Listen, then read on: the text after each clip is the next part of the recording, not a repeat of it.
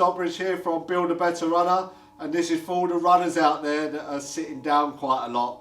If you're working from home, working in the office, even commuting and watching TV as well at night, okay? So there's certain areas that get quite problematically tight, okay, by doing this, and one of those regions is going to be the hip flexors, okay? So if you can imagine you're always sitting down in that position, it gets quite tight through here, and the fascia can get quite tight as well and sticky in there, okay? So obviously when it comes to running, we want to get full hip extension through here, and obviously this being tight, we're going to restrict that movement, okay? So it's going to do two things. It's going to stop the glutes from actually firing properly and propelling yourself forward, which are the powerhouse when it comes to running.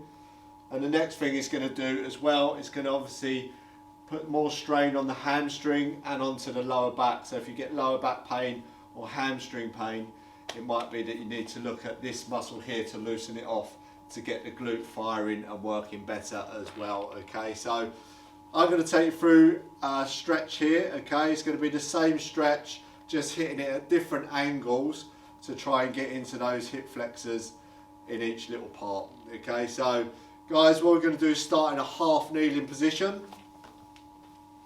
Okay, so you're going to engage the core, okay, nice and tall from the crown of the head, shoulders back and down.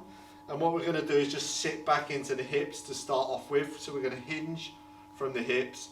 And then once you've set yourself up, then all you're going to do is just going to come forward and up, keeping that back nice and neutral, engaging that core, hips level. And then all you're going to do is just come up until you feel that nice little stretch through here. Okay, so this should be nice and neutral now, or you might be just slightly past neutral, okay? So when you get into this position, just make sure that when you get to here, that you don't start bending from the lower back and thinking that you're stretching it out like this from here. You want to be here, engaging the core, lifting up through here, and then pushing forward slightly, and just opening up this little section here. Again, you're going to hold that for around about 10 seconds to up to 3 minutes if you want to, if it's really tight.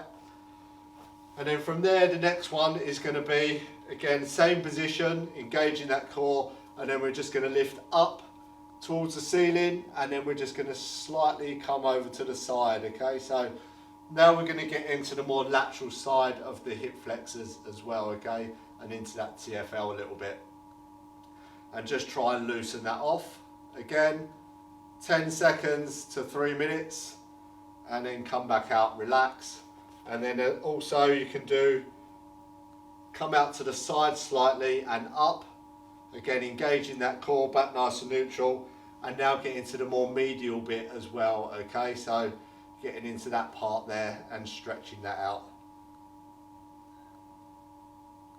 And again, 10 seconds to 3 minutes, that should be nice, and then come out and relax.